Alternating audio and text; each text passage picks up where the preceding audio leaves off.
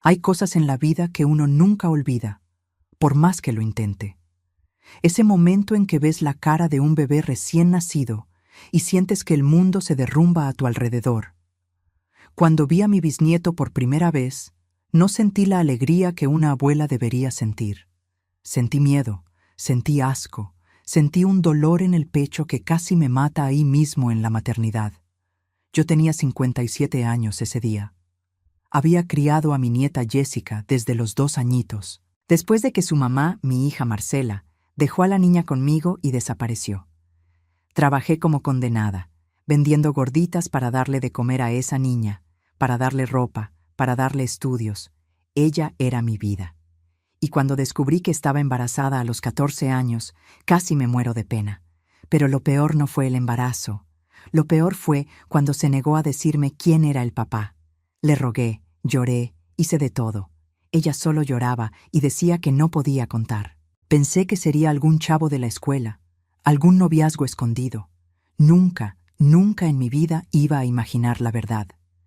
Cuando ese bebé nació y la enfermera lo puso en los brazos de Jessica, me acerqué para ver. Y fue ahí que mi mundo se acabó. Su carita, Dios mío, esa carita era la prueba viva de una verdad que yo nunca iba a imaginar. Una verdad que estaba bien debajo de mis narices todo el tiempo y yo no la había visto. Lo que vino después fue un infierno que no le deseo a nadie. Tuve que tomar la decisión más difícil de mi vida, una decisión que me costó todo: mi familia, mi tranquilidad, casi mi razón.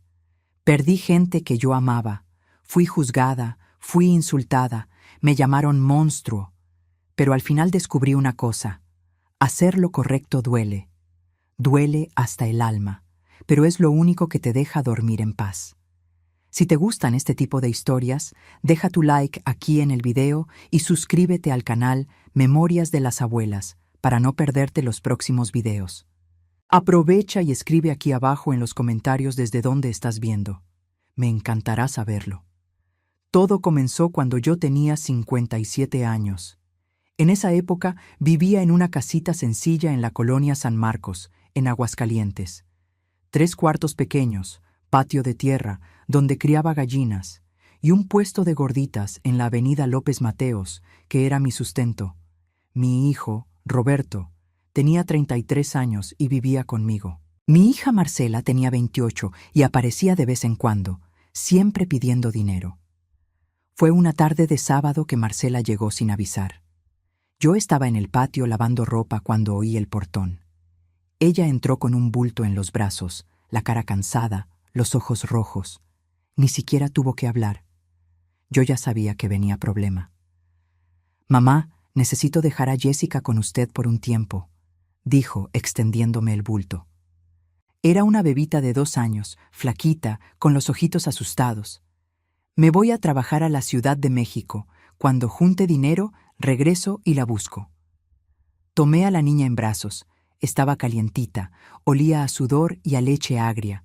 Miré a mi hija y vi que ya tenía la decisión tomada. No valía la pena rogarle, no valía la pena pelear. Marcela siempre fue así, desde chiquita. Cuando se le metía algo en la cabeza, nadie se lo quitaba. ¿Y el papá?, pregunté, aunque sabía que no me iba a gustar la respuesta. Desapareció, estaba casado. Yo fui tonta. Usted sabe cómo es.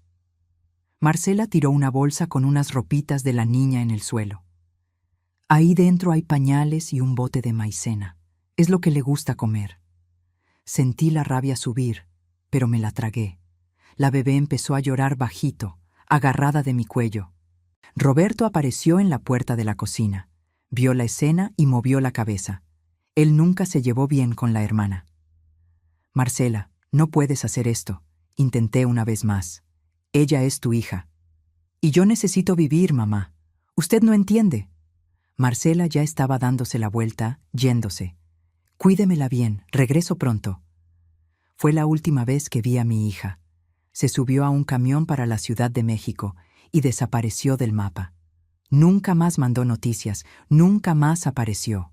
Dejó a su hija conmigo como si fuera un paquete que ya no le servía. Miré a la niña en mis brazos. Jessica tenía los ojos grandes, asustados y una manchita de mingua seca en la comisura de la boca. Me miró y preguntó bajito: ¿Dónde está mami? Mami se fue de viaje, mi linda, pero la abuela está aquí. La abuela te va a cuidar. En ese momento no lo sabía, pero esa niña se iba a convertir en la razón de mi vida y también iba a ser el motivo de mi mayor sufrimiento. Roberto se acercó, puso la mano en la cabecita de Jessica. ¿Va a vivir aquí ahora, mamá? Sí. Y la vamos a criar bien, con amor y educación. Apreté a la niña contra mi pecho. Ella es nuestra familia. Los primeros días, Jessica lloraba mucho. Llamaba a su mamá de madrugada, despertaba asustada, no quería comer. Yo me quedaba con ella en brazos hasta que se dormía. Le cantaba las canciones que le cantaba a mis hijos cuando eran pequeños. Poco a poco se fue acostumbrando. Me llamó abuela y a Roberto tío Beto. La casa cobró vida de nuevo. Yo me levantaba a las 5 de la mañana para preparar la masa de las gorditas. Roberto se iba a trabajar a un taller mecánico en el centro de la ciudad. Jessica se quedaba conmigo todo el tiempo, sentadita en un banquito mientras yo cocía las gorditas, jugando con las corcholatas que le guardaba. Cuando creció más, iba a la escuelita de la colonia. Creció bonita, lista, cariñosa. Los años fueron pasando. Jessica se volvió la niña más querida del vecindario. Todo mundo elogiaba lo educada que era, cómo ayudaba en casa, cómo sacaba buenas calificaciones en la escuela. Yo me enorgullecía de esa niña como si fuera mi propia hija. Y lo era, ¿no? Porque quien cría es quien es mamá de verdad. Roberto también se encariñó con ella. Siempre fue buen tío. Jugaba con la niña, la llevaba a tomar nieve a la plaza, le ayudaba con las tareas. Yo los veía a los dos y agradecía a Dios por tener esa familia pequeña, pero unida.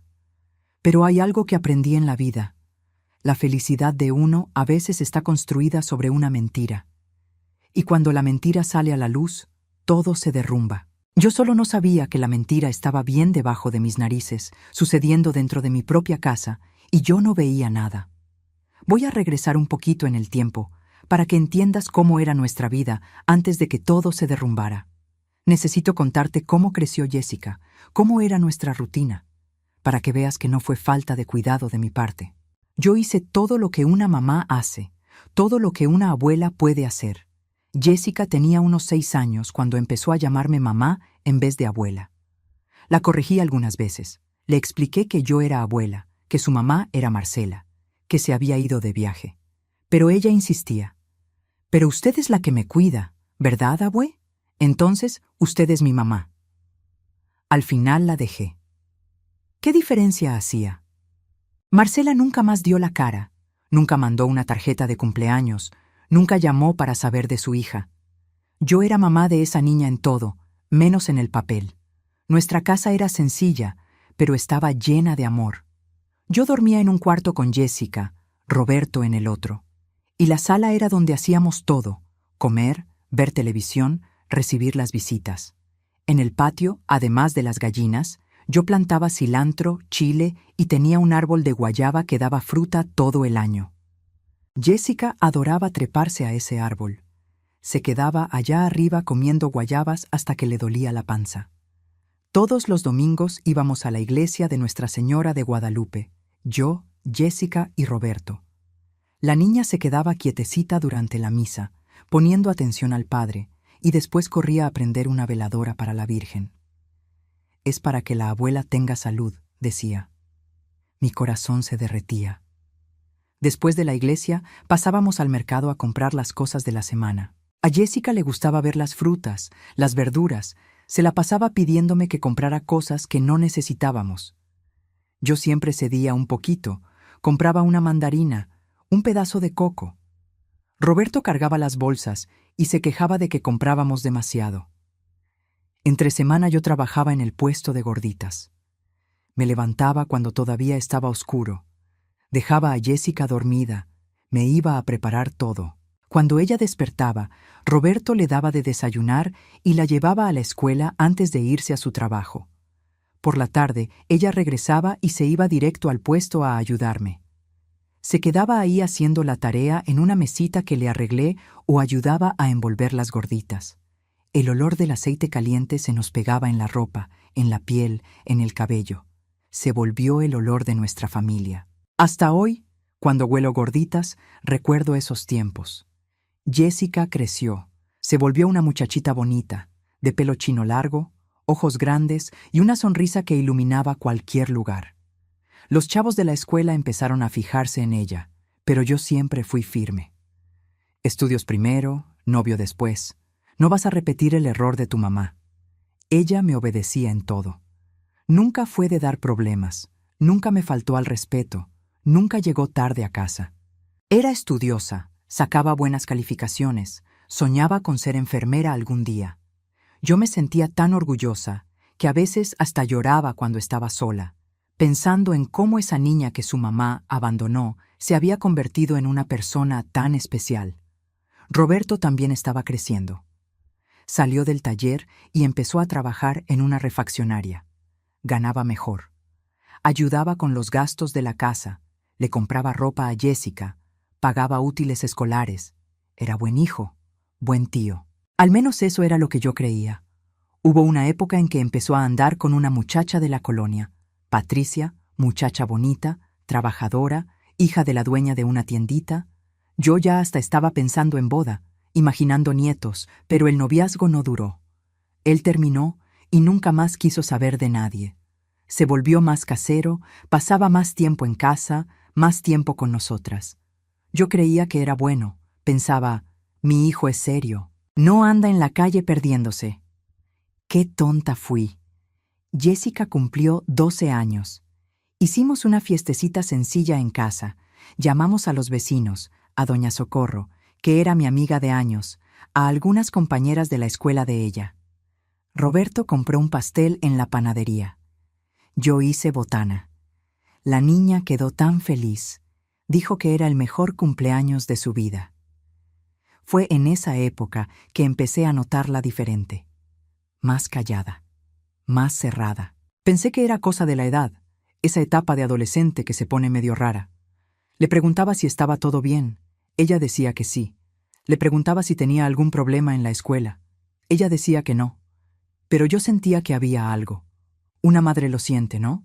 Solo que yo nunca iba a imaginar qué era. Viendo hacia atrás, yo veo todo tan claro ahora. Las señales estaban todas ahí frente a mí, y yo no vi nada. O no quise ver, quién sabe. Jessica empezó a pasar más tiempo en su cuarto. Antes se quedaba en la sala con nosotros, viendo televisión, platicando, riendo. Después de que cumplió 12 años, empezó a encerrarse. Llegaba de la escuela, comía algo y se iba a su cuarto. Yo tocaba la puerta, le preguntaba si estaba todo bien. Ella decía que estaba estudiando. Una vez entré y estaba acostada en la cama, viendo el techo. Ni siquiera tenía el libro abierto, ni estaba haciendo nada, solo acostada con esa mirada vacía. Me senté en la orilla de la cama, le pasé la mano por el cabello. «Mija, ¿qué está pasando? Puedes contarle a tu abuela». Ella volteó la cara hacia el lado. No quiso mirarme. «No es nada, abue. Solo estoy cansada». Insistí un poco más, pero ella no abrió la boca. Al final, salí de ahí con el corazón apretado, pero pensando que era una etapa. Los adolescentes son así. Siempre están de malas con la vida. Roberto también estaba diferente. Antes salía con los amigos, iba a jugar fútbol y a tomarse unas cervezas. Después de ese tiempo, dejó de hacerlo. Se quedaba en casa todas las noches, todo el tiempo. Decía que estaba cansado, que no tenía ganas de salir. Yo creía que era bueno. Creía que mi hijo se estaba volviendo un hombre responsable. Hay una noche que recuerdo hasta hoy. Me desperté de madrugada para ir al baño y vi la luz del cuarto de Roberto prendida. Me pareció extraño. Fui a ver qué pasaba. La puerta estaba entreabierta. Me asomé y lo vi sentado en la cama con la cabeza entre las manos. Parecía que estaba llorando o pensando en algo pesado. Toqué la puerta despacito. «Hijo, ¿estás bien?» Él se asustó, se levantó rápido, se limpió la cara. «Sí, mamá. Solo no puedo dormir». «¿Estás preocupado por algo?» «No, mamá, Regrese a dormir. Regresé a mi cuarto, pero me quedé inquieta. Sentía que había algo malo en mi casa, pero no sabía qué. ¿Sería dinero? ¿Roberto tendría deudas? ¿Jessica estaría sufriendo bullying en la escuela? Hablé con doña Socorro, mi vecina y amiga de siempre. Ella tenía una hija de la edad de Jessica. Conocía bien esas cosas de adolescentes. Le conté que la niña estaba rara, diferente. Cidalia, los adolescentes son así. Son las hormonas. Es una etapa. De aquí a poco pasa. Ella estaba tejiendo en su portal, las manos rápidas con las agujas. Mi Katia también está insoportable. No quiere hablar conmigo. Solo quiere estar en su cuarto escuchando música. Me sentí un poco aliviada. Si era normal, entonces no había de qué preocuparse. Pero entonces empezó otra cosa. Jessica dejó de comer bien. Antes comía bien, hasta era golosa. Después empezó a picotear la comida en el plato. Decía que no tenía hambre. Adelgazó bastante. La ropa le empezó a quedar floja. Jessica, tienes que comer, niña. Te estás quedando en los puros huesos. No tengo hambre, abue. Pero no has comido nada en todo el día. Al menos come un poco de arroz. Ella comía 2 bocados y empujaba el plato. Yo me quedaba viendo aquello con el corazón partido, sin saber qué hacer. Roberto empezó a ponerse más atento con ella. A veces yo los veía platicando bajito en la sala cuando yo estaba en la cocina. Cuando yo llegaba, paraban de hablar y se quedaban callados. Yo creía que era bonito. Creía que mi hijo estaba siendo buen tío, consolando a la niña en esa etapa difícil. Qué ciega fui, qué tonta. Hubo un día en que doña Socorro me llamó. Cidalia, ¿puedo decirte algo? Claro, comadre. ¿Qué pasó? Ella miró a los lados como si tuviera miedo de que alguien escuchara. Es sobre Jessica. Katia me contó algo que me está dejando preocupada. Mi corazón se aceleró. ¿Qué pasó? ¿Está con problemas? No sé si es verdad, pero Katia dijo que vio a Jessica llorando en el baño de la escuela. Le preguntó qué pasaba y Jessica le pidió que no le contara a nadie. Sentí un frío en la panza. ¿Llorar por qué? No sé. Katia no supo explicar bien, pero dijo que Jessica parecía muy asustada. Esa noche enfrenté a Jessica. Estaba en su cuarto haciendo tarea. Me senté en su cama y le tomé la mano. Mija, doña Socorro me contó que estabas llorando en la escuela. ¿Qué está pasando? ¿Alguien te está molestando? Ella se puso blanca. Los ojos se le llenaron de lágrimas de inmediato. No, abue, no es nada de eso. Entonces, ¿qué es? Cuéntame. Por el amor de Dios, me estás dejando preocupada. Ella abrió la boca para hablar por un segundo. Pensé que iba a contar, pero entonces movió la cabeza y empezó a llorar. No puedo contar, abue. No puedo. ¿Por qué no puedes? Sea lo que sea, lo resolvemos juntas. Usted no va a entender. Nadie va a entender. La abracé. La dejé llorar en mi regazo hasta que ya no le quedaban lágrimas. Pero no habló nada. Guardó el secreto que la estaba matando por dentro y yo, sin saber, estaba dejando que aquello continuara. Pasaron algunos meses y la situación solo empeoró. Jessica tenía 13 años, casi 14, y parecía que cargaba el mundo en los hombros. Ya no sonreía, ya no jugaba, ya no tenía ese brillo en los ojos. Se volvió una sombra de la niña alegre que era. En la escuela, las calificaciones empezaron a bajar. La maestra me mandó llamar un día. Dijo que estaba preocupada. Doña Cidalia, Jessica siempre fue una de las mejores alumnas. Pero de un tiempo para acá, no pone atención en clase, no hace los trabajos, se la pasa viendo a la nada. Lo sé, maestra.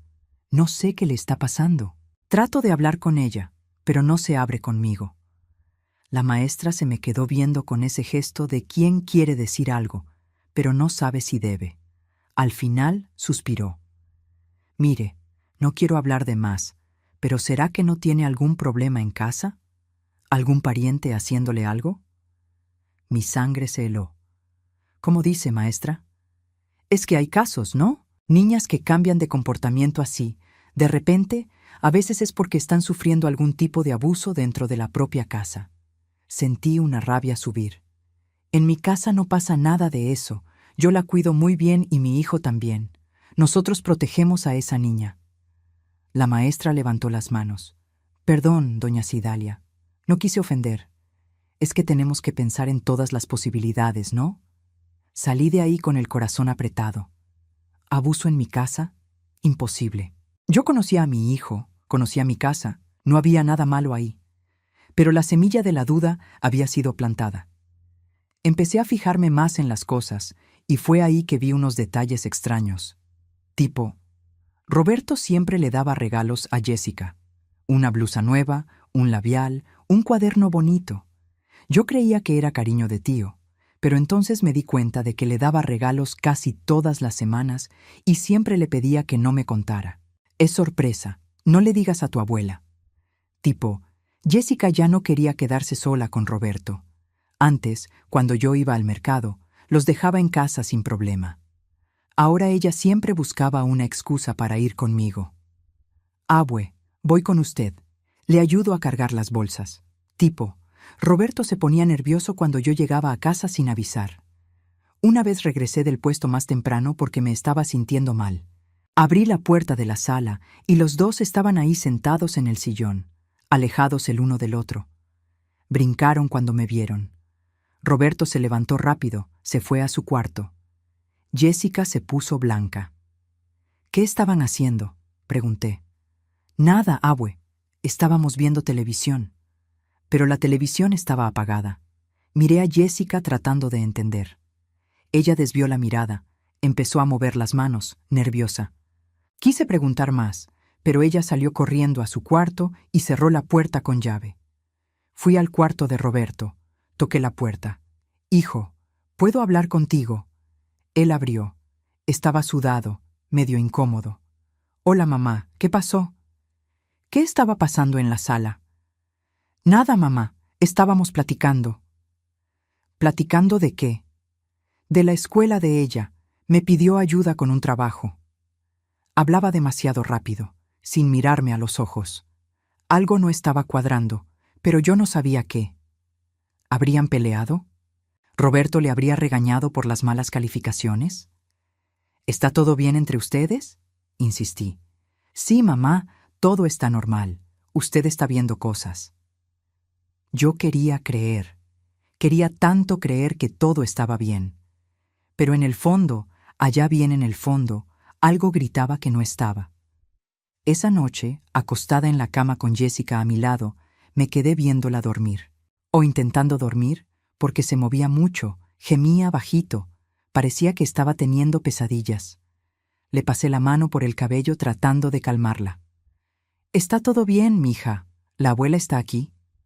Ella abrió los ojos, me miró con ese gesto asustado. «Abue, usted nunca me va a dejar, ¿verdad?» «Nunca, mi amor. Yo voy a cuidarte para siempre». «¿Y si yo hago algo muy malo, usted todavía me va a querer?» Mi corazón se apretó.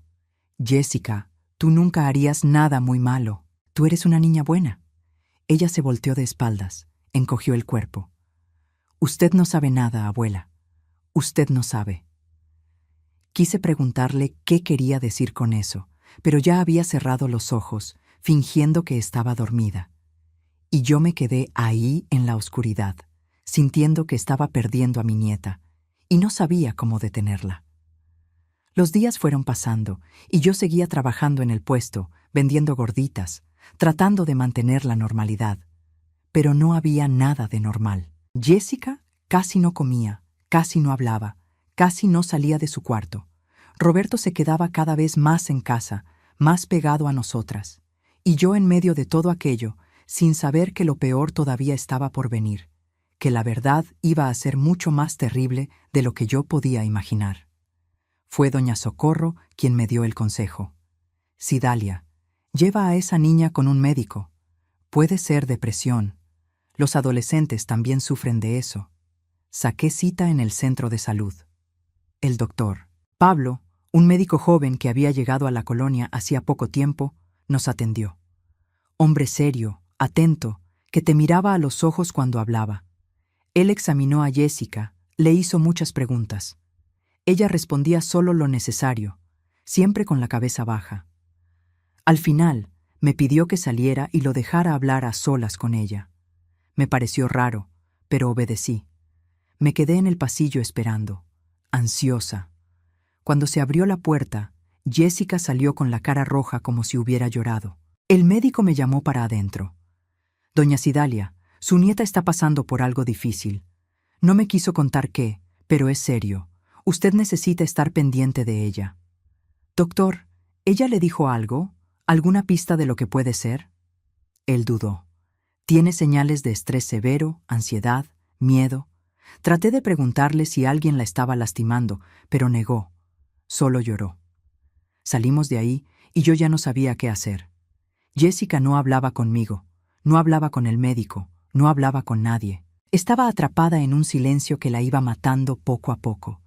Y yo, sin saber, estaba dejando que el monstruo actuara libremente dentro de mi propia casa. Jessica cumplió 14 años un sábado de marzo. No quiso fiesta, no quiso nada. Dijo que solo quería quedarse en casa tranquila. Hice un pastel sencillo. Cantamos las mañanitas solo nosotros tres. Ella apagó la velita y ni siquiera pidió un deseo. Solo vio la llama apagarse y ya. ¿No vas a pedir nada, mija?, pregunté. No sirve de nada pedir, abue. No se va a cumplir de todos modos. Roberto se quedó callado todo el tiempo. Comió un pedazo de pastel y se fue a su cuarto. Jessica también desapareció pronto. Me quedé ahí sola, viendo los restos de la fiestita sin fiesta, preguntándome dónde se había ido mi familia. Pasaron unas semanas. Una mañana me desperté y Jessica no estaba en la cama. Escuché un ruido que venía del baño. Estaba ahí vomitando. Toqué la puerta. «Jessica, ¿te sientes mal?» «Sí, abue. Creo que fue algo que comí. Había vomitado el día anterior también y el otro. Pensé que era una infección, gripa, qué sé yo. Le hice té de hierbabuena, se lo di de tomar. Pero continuó. Fue doña Socorro quien me abrió los ojos. Estaba en su casa tomando café, contándole que Jessica estaba con náuseas todas las mañanas. Ella me miró seria. «Cidalia, ¿ya pensaste que puede ser embarazo?» El mundo se detuvo. «¿Qué? No, no puede ser. Tiene 14 años, ella no anda con nadie. Pero, ¿estás segura absoluta de eso? Las niñas de su edad...» Me levanté de ahí y salí sin terminar el café. Regresé a casa con el corazón latiendo que parecía que se me iba a salir por la boca. Imposible. Jessica era virgen. Nunca había tenido novio, nunca salía sola. Estaba siempre conmigo o en casa, pero la duda había entrado. Y la duda es como el comején. Va royendo por dentro hasta derrumbar todo. Esperé a que regresara de la escuela. Cuando llegó, la llamé a la cocina. Roberto estaba trabajando, todavía no llegaba. Era el momento. «Jessica, siéntate aquí, necesito hablar contigo». Ella se sentó ya con esa mirada asustada. Sabía que no era una plática buena. «Mija, estás vomitando todas las mañanas desde hace una semana. Tienes el pecho adolorido. Estás mareada». Ella se puso blanca, empezó a temblar. «Sí, abue, pero es solo malestar. ¡Ya se me pasa! Jessica, mírame». Le agarré las manos que estaban heladas. «¿Estás embarazada?» El silencio que cayó fue ensordecedor. Ella empezó a llorar. Ese llanto desesperado de quien ya no aguanta cargar un peso. Y yo supe, antes de que hablara, yo supe. «Sí, ¿verdad? Estás embarazada». Ella asintió con la cabeza, sollozando. Sentí que el suelo desaparecía debajo de mis pies. Mi nieta, mi niña, 14 años, embarazada. ¿Cómo? ¿Cuándo? ¿Con quién? ¿Quién fue, Jessica? ¿Quién te hizo esto? Ella movió la cabeza, llorando más todavía. «No puedo decir, abue, no puedo». «¿Cómo que no puedes? ¿Alguien te obligó? ¿Fue algún chavo de la escuela? ¿Alguien te lastimó?» «No, abue, no fue así». «Entonces, ¿cómo fue? Explícame». Pero ella solo lloraba, no soltaba una palabra. Era como si tuviera un candado en la boca. Me quedé ahí abrazándola, tratando de entender. Si no fue en la escuela, ¿fue dónde? ¿En la calle? Pero ella casi no salía de casa, se quedaba en el puesto conmigo o en casa. No tenía tiempo de ver a nadie, de estar con nadie, a menos que, Dios mío, a menos que fuera alguien que estaba dentro de casa. El pensamiento vino y lo empujé muy lejos. No, imposible. Mi hijo no. Él jamás, jamás. Jessica, ¿fue alguien de aquí de la casa? La forcé a mirarme. ¿Fue? Ella abrió los ojos muy asustada, y en esa mirada yo vi el miedo, vi la culpa, vi la verdad que no podía decir. Dios mío del cielo. La solté, me levanté, empecé a caminar de un lado a otro. No puede ser lo que estoy pensando. Abue, por favor, no preguntes más, no preguntes. Estaba desesperada, agarrándose de mi ropa. Te lo suplico. Escuché la puerta de entrada abrirse. Roberto había llegado del trabajo. Entró a la cocina silbando de su manera alegre. Cuando nos vio ahí, se detuvo. ¿Qué pasó? Lo miré. Mi hijo, 33 años, siempre fue buen muchacho, siempre cuidó de nosotras. No podía ser él, no podía. Jessica se siente mal. La voy a llevar al médico mañana. Mi voz salió temblando. Él miró a Jessica, que estaba con la cabeza baja, encogida. ¿Quieres que vaya con ustedes? No hace falta, nosotras nos arreglamos. Él se encogió de hombros y se fue a su cuarto. Jessica se levantó corriendo y se fue a nuestro cuarto. Cerró la puerta con llave. Yo me quedé ahí parada, sintiendo que mi vida se había volteado al revés y ya no sabía qué era real y qué no. Esa noche no pude dormir. Jessica lloró toda la noche bajito para no hacer ruido. Yo fingía que estaba dormida, pero estaba ahí despierta, pensando. Al día siguiente la llevé con el doctor Pablo. Él confirmó: 2 meses de embarazo, casi 3. Doña Cidalia, ¿usted sabe quién es el papá? No, doctor, ella no quiere decir. Él miró a Jessica con ese gesto de médico que ya ha visto muchas cosas malas en la vida. Jessica, ¿te obligaron? ¿Alguien te forzó? Ella movió la cabeza. No, doctor. Entonces fue consentido. Ella dudó. Sí. Pero la forma en que lo dijo, con la voz temblorosa, con los ojos huyendo, no parecía consentido. Parecía que estaba repitiendo lo que le habían enseñado a decir. El médico suspiró. Mire, estoy obligado por ley a notificar casos de embarazo en menores de 14 años. Es delito, sin importar si fue consentido o no. Sentí el pánico. Si él notificaba, iban a investigar. Iban a descubrir quién fue. Y si era quien yo estaba pensando, Dios mío, no. Doctor, por favor, deme unos días. Voy a descubrir quién fue y voy a resolver esto. Él se me quedó viendo. Al final, aceptó. 1 semana, doña Cidalia. Si en 1 semana no me trae una respuesta, voy a tener que notificar. Salimos de ahí y agarré a Jessica del brazo. Ahora me vas a contar todo. ¿Quién fue?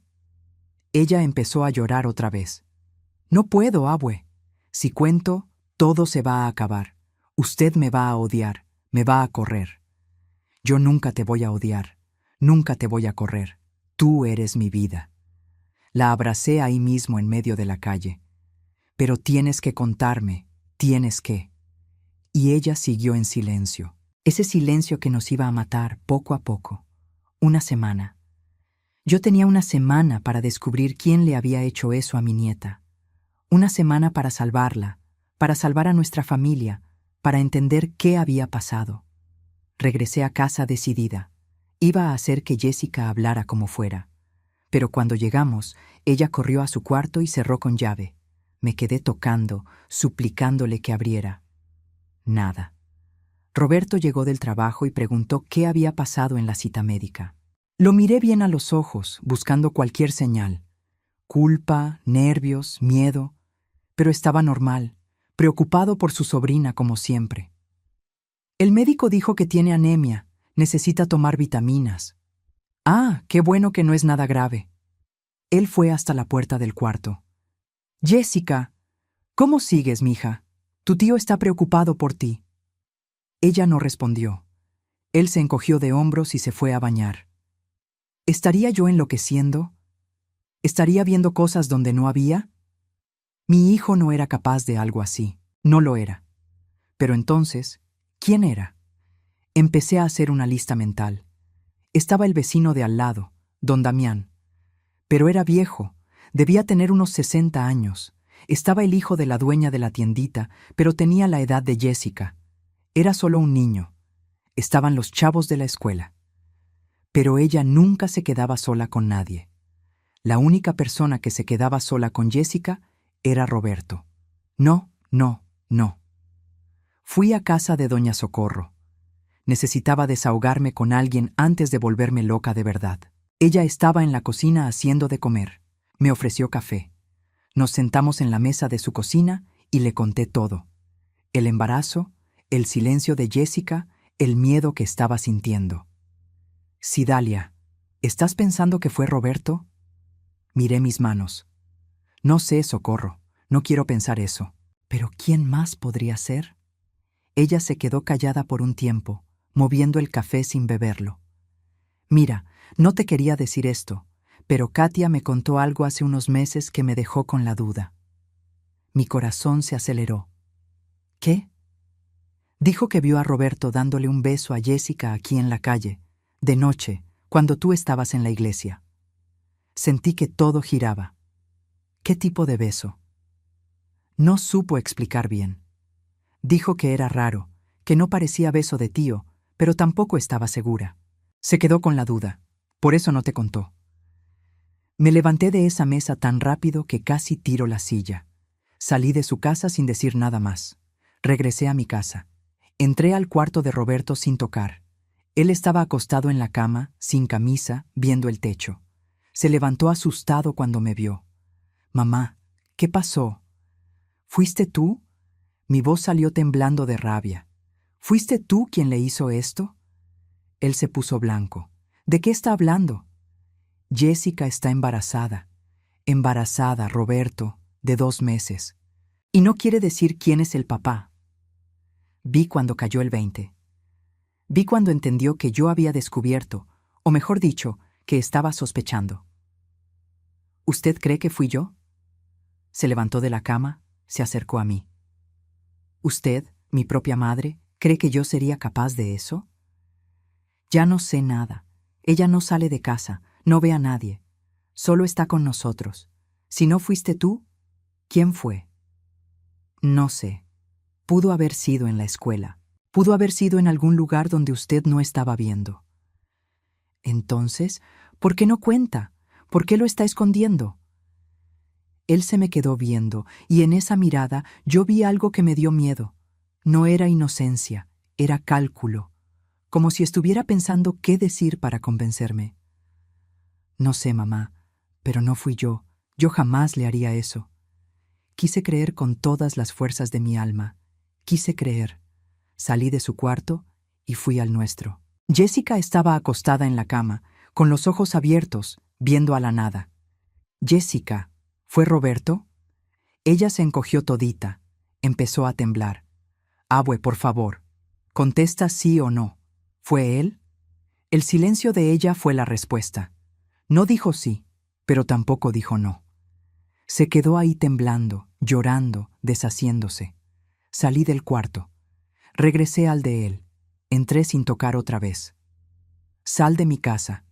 Él me miró sin entender. ¿Qué? Sal de mi casa ahora.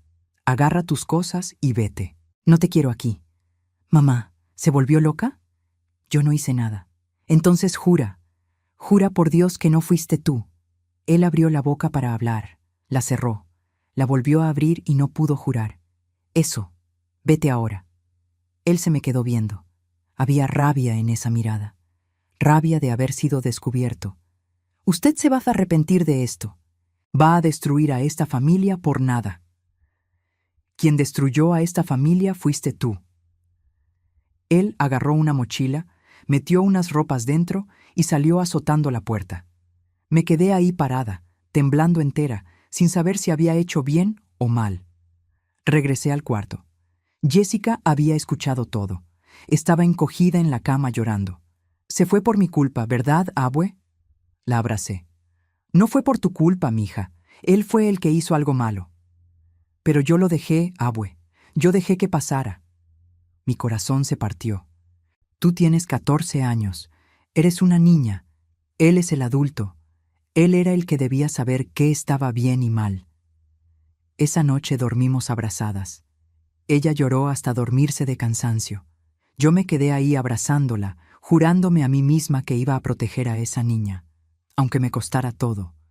Pero lo peor todavía estaba por venir, porque Roberto regresó al día siguiente. Tocó la puerta, pidió hablar, y cuando hablamos, confesó algo que me hizo querer morir. Me desperté al día siguiente con el ruido de alguien tocando la puerta. Era temprano. El sol apenas estaba saliendo. Jessica estaba dormida a mi lado, cansada de tanto llorar. Me levanté con cuidado para no despertarla y fui a ver quién era. Era Roberto. Traía la misma ropa del día anterior, ojeras profundas, el cabello despeinado. Parecía que no había dormido en toda la noche. Mamá, necesito hablar con usted. No hay nada de qué hablar. Ya te dije que te fueras. Por favor, 5 minutos. Después, si usted quiere, me voy para siempre y nunca más regreso. Lo miré, a mi hijo, un niño que crié sola, que pasé hambre para darle de comer, que me desvelé cuando estaba enfermo. ¿Cómo había llegado a esto? Abrí la puerta y lo dejé entrar. Fuimos a la cocina. No le ofrecí café, no le ofrecí nada. Nos sentamos uno frente al otro. Habla de una vez lo que tienes que hablar. Él se quedó callado por un tiempo, viendo sus manos. Cuando levantó los ojos hacia mí, vi que estaba llorando. Mamá, necesito confesar algo. Ya no aguanto guardar esto. Mi corazón se aceleró. ¿Qué? Fui yo. Yo fui quien embarazó a Jessica. Aunque ya lo sabía, aunque ya sospechaba, oír esas palabras salir de su boca fue como recibir un balazo en el pecho. No pude hablar nada. Me quedé ahí paralizada viéndolo. Empezó cuando ella cumplió 12 años. Juro que no lo planeé, mamá. No fue algo que yo quisiera hacer, pero pasó. ¿Cómo que pasó? La rabia empezó a subir. Estas cosas no pasan de la nada. Tú tomaste una decisión. Lo sé. Sé que estuvo mal, pero yo me enamoré de ella. No es solo atracción, es amor de verdad. Sentí ganas de vomitar. ¿Amor? ¿Le estás llamando amor a abusar de una niña de 12 años? No fue abuso. Ella también quiso. A ella le gustaba yo. Me levanté de la silla, le di una cachetada tan fuerte que me ardió la mano. Él se llevó la mano a la cara, asustado. Ella tenía 12 años. 12. Es tu sobrina. ¿Cómo puedes llamarle a eso amor? Sé que es difícil de entender, mamá, pero nosotros tenemos una conexión. Desde que era chiquita, siempre fuimos cercanos. Cercanos porque eras su tío, porque debías cuidarla, protegerla, no hacer lo que hiciste. Jessica apareció en la puerta de la cocina. Debe haberse despertado con los gritos. Estaba descalza, en pijama, los ojos muy abiertos. «Tío Beto». Su voz salió finita, asustada. Roberto se levantó, fue hacia ella. Me puse entre los dos. «No la toques nunca más». «Mamá, por favor, déjeme explicar bien». «No hay explicación. Eres un monstruo, un criminal». Jessica empezó a llorar. «Abue, no es culpa de él. Yo también lo dejé. Yo también quería».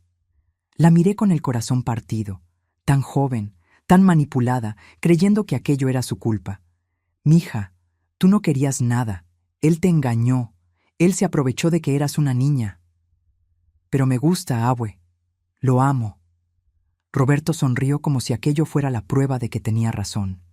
Y fue en esa sonrisa que vi quién era realmente mi hijo. No estaba arrepentido. Estaba creyendo que todo aquello era normal, era correcto. ¿Ves, mamá? Nos amamos. Sé que es difícil de aceptar, pero es la verdad. La verdad es que eres un abusador y te voy a denunciar. La sonrisa desapareció. Usted no va a hacer eso. Sí voy. Voy a la policía hoy mismo. Si hace eso, va a destruir a esta familia, va a meter a su propio hijo a la cárcel. ¿Y para qué? Jessica no se lo va a agradecer. Lo va a odiar. Miré a Jessica. Estaba pálida, temblando. ¿Es verdad, abue? ¿Lo va a denunciar? Sí, porque es lo correcto. Pero yo no quiero.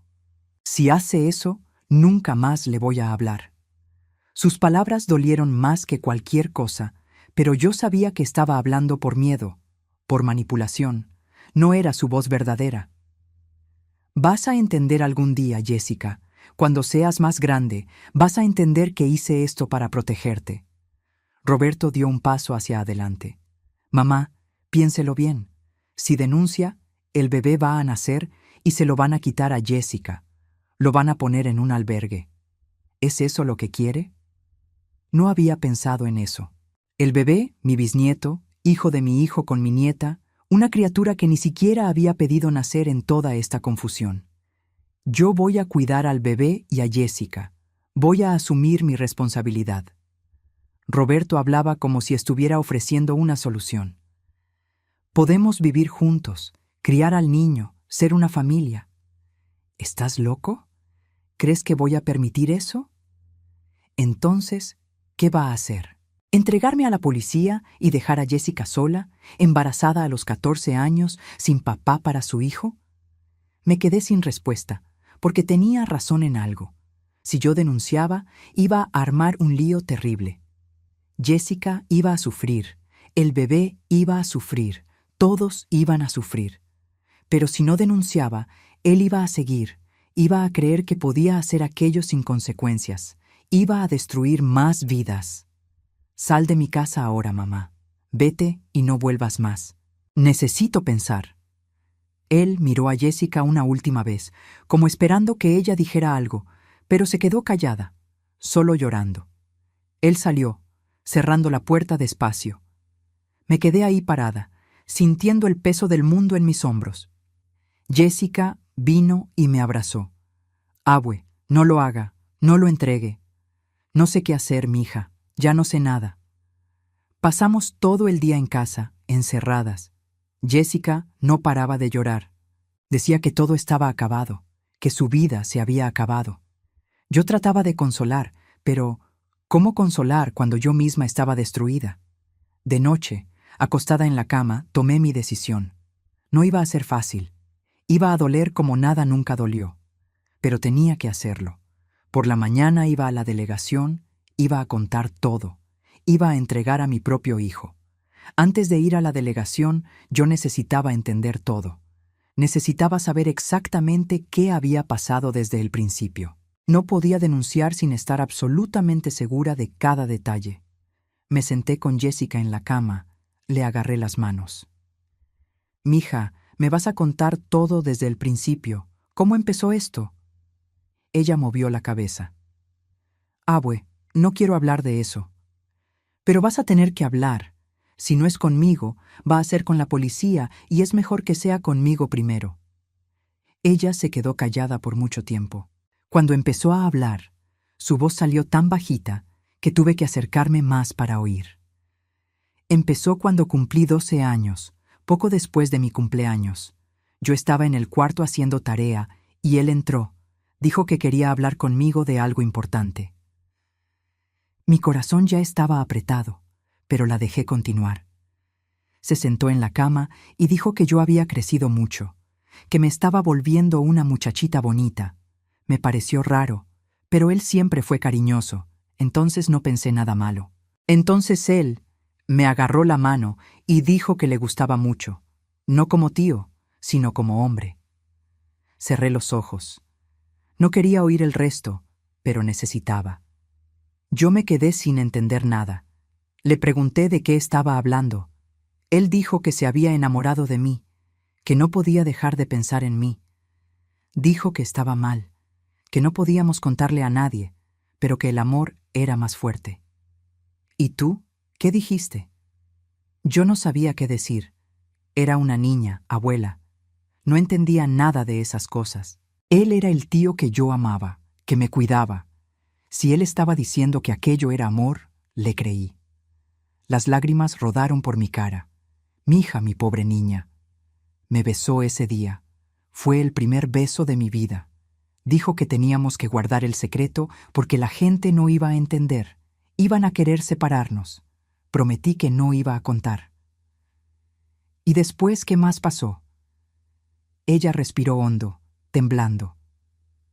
Empezó a venir al cuarto todas las noches cuando usted ya estaba dormida. Se quedaba platicando conmigo, besándome. Decía que yo era especial, que yo era el amor de su vida. Yo me sentía importante, ¿sabe? Nunca nadie me había hecho sentir así. ¿Cuándo fue que él hizo lo demás? Unos meses después. Yo todavía tenía 12 años.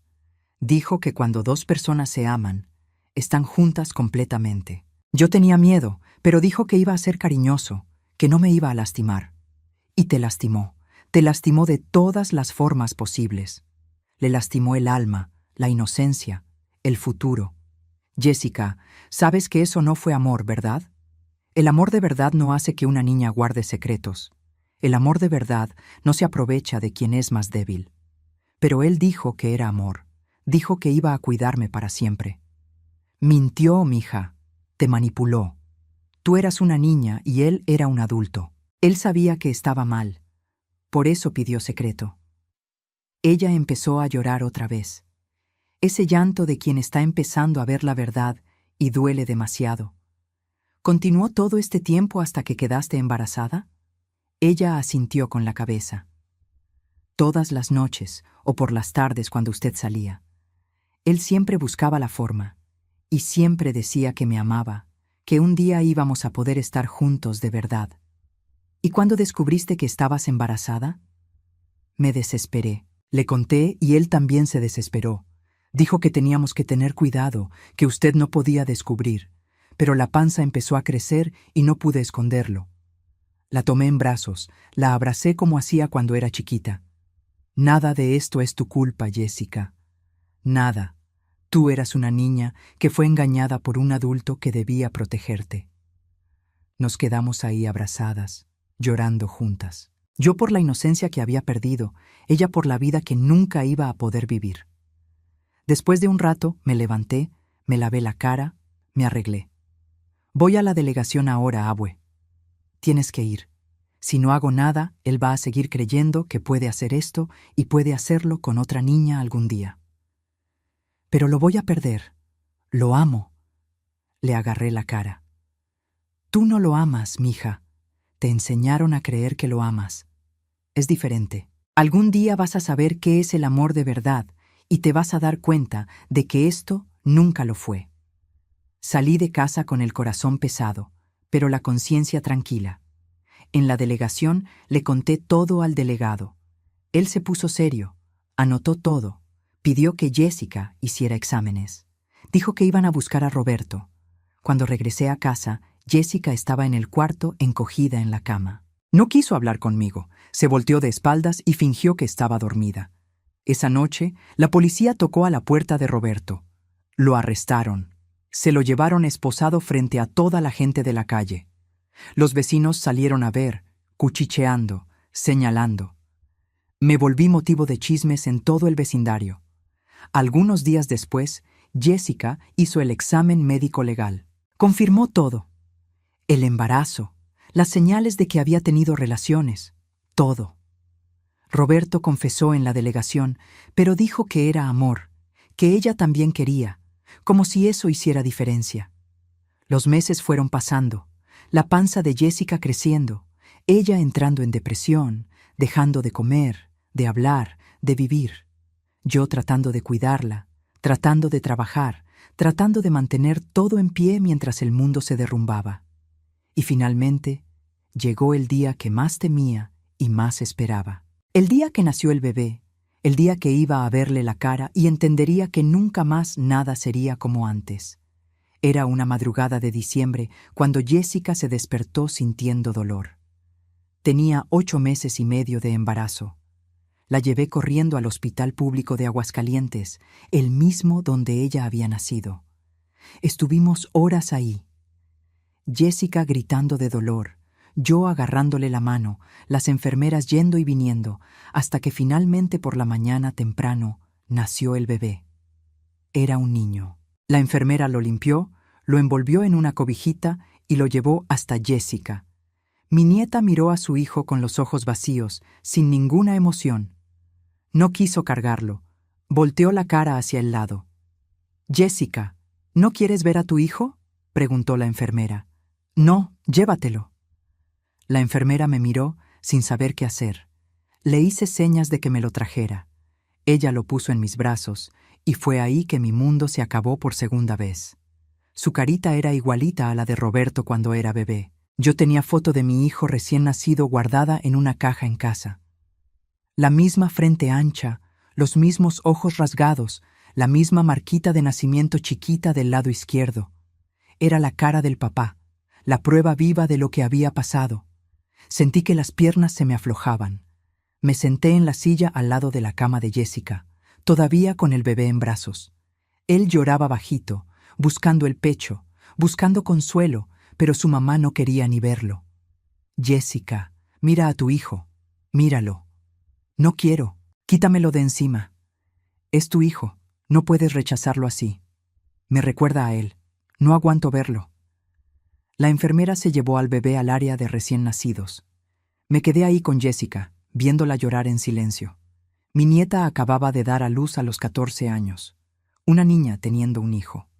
Solo que ese hijo había sido puesto en ella por un hombre adulto que debía haberla cuidado.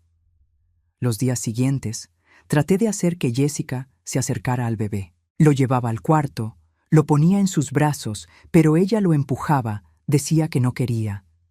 El niño mamaba de un biberón que las enfermeras le daban. Lloraba mucho. Parecía que sentía el rechazo de su mamá. La trabajadora social del hospital vino a hablar conmigo. Dijo que Jessica tenía depresión posparto severa, que necesitaba acompañamiento psicológico urgente. Dijo también que del modo en que estaba, no tenía condiciones de quedarse con la criatura. «Doña Cidalia, el bebé va a necesitar ir a un albergue temporal hasta que su mamá se recupere y tenga condiciones de cuidarlo». «No, es mi bisnieto. Yo lo cuido». «¿Usted tiene condiciones? Usted trabaja, tiene que cuidar a Jessica». Miré a ese hombre. Él no entendía. Nadie entendía.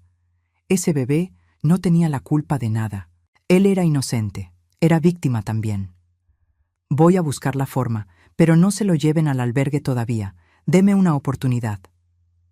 Él aceptó esperar una semana para ver si lograba que Jessica reaccionara, si lograba organizar las cosas. Pero no pude. Jessica empeoró. Dejó de comer completamente, solo lloraba. Hablaba de matarse. Tuve que internarla en el área de psiquiatría del hospital. Y el bebé, mi pobre bisnieto, se fue al albergue. El día que se lo llevaron fue uno de los peores de mi vida. Vi a la trabajadora social poniendo a ese bebito de pocos días en una cajita de cartón, llevándoselo. Él lloraba, buscando brazos, buscando calor, y no había nadie. Me quedé ahí en el pasillo del hospital sola, viendo todo derrumbarse. Mi nieta internada en psiquiatría, mi bisnieto en un albergue, mi hijo preso, mi familia destruida. Regresé a la casa vacía, la casa que antes tenía vida, tenía risas, tenía amor. Ahora solo había silencio y dolor. Los vecinos me miraban mal en la calle. Algunos dejaron de hablarme. Decían que era madre desnaturalizada, que había entregado a mi propio hijo. Decían que pude haber resuelto aquello en familia sin llamar a la policía. Doña Socorro fue una de las pocas que siguió de mi lado. Venía a visitarme, llevaba comida, se quedaba platicando conmigo. «Cidalia, hiciste lo correcto. Sé que duele, pero hiciste lo correcto». ¿Pero lo había hecho? Veía el resultado y solo veía escombros. Jessica internada, el bebé lejos, Roberto preso, yo sola. ¿Había valido la pena? De noche, acostada en esa cama vacía que antes compartía con Jessica, yo lloraba. Lloraba por la niña que no había podido proteger. Lloraba por el bebé que nació en una situación imposible. Lloraba por el hijo que había criado y que se había convertido en un monstruo.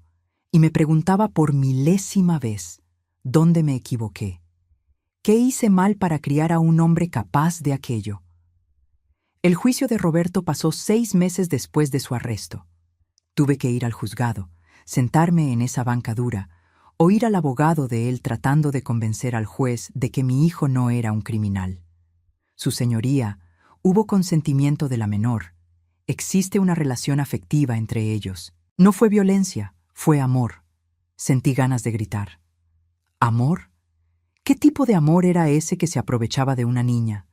La fiscal fue firme, mostró el dictamen médico, el examen médico legal, la declaración de Jessica.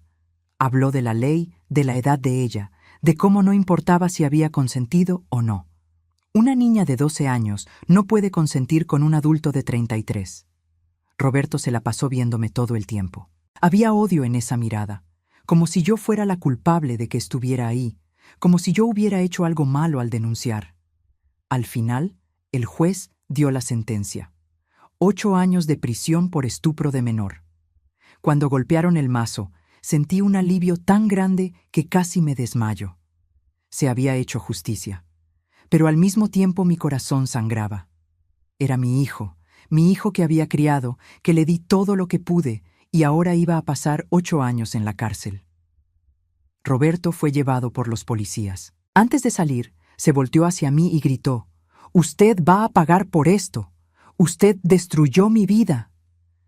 «No fui yo, hijo. Tú solito destruiste tu propia vida».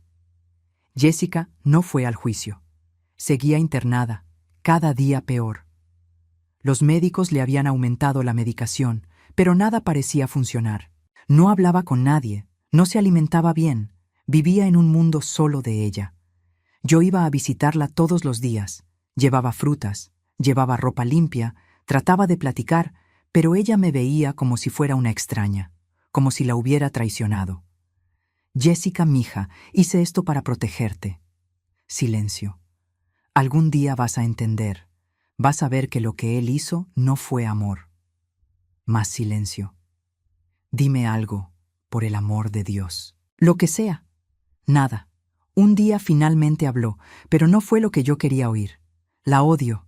Las palabras salieron bajito, pero dolieron como una puñalada. ¿Qué? La odio. Usted me lo quitó. Usted acabó con todo. Jessica, él abusó de ti. Te manipuló. Él me amaba y usted me lo quitó. Nunca se lo voy a perdonar. Salí de ahí llorando. Mi nieta, que había criado como hija, me odiaba y yo no podía hacer nada para cambiar eso. Mientras tanto, el bebé seguía en el albergue. Yo había ido a visitarlo algunas veces. Estaba más grande, más gordito, pero todavía no tenía nombre. En el albergue lo llamaban bebé número 7, como si fuera un número, no una persona. Hablé con la trabajadora social sobre conseguir la custodia, pero ella fue clara. «Doña Cidalia, usted trabaja todo el día. Su nieta está enferma. ¿Cómo va a cuidar a un bebé?» Busco la forma. Ya crié a 2 hijos sola. Crié a mi nieta. Sé cuidar niños. Pero usted ya no es joven y las circunstancias son difíciles. Tal vez sea mejor dejar que el bebé sea adoptado por una familia que pueda darle todo. Adoptado. Mi bisnieto iba a ser criado por extraños. Iba a crecer sin saber de dónde venía, quién era su familia. No, no podía dejar que eso pasara. Pero tampoco tenía dinero para contratar abogado. El dinero que junté durante años se había ido pagando hospital, medicinas para Jessica, transporte para ir y venir de las visitas. Mi puesto de gorditas estaba prácticamente abandonado. No tenía tiempo de trabajar, de vender, de ganar dinero. Las cuentas empezaron a atrasarse. La luz fue cortada 2 veces. El agua también. Pedí ayuda a mis hermanos, pero ellos tenían sus propias vidas, sus propios problemas. Dieron un dinero aquí y allá, pero no era suficiente.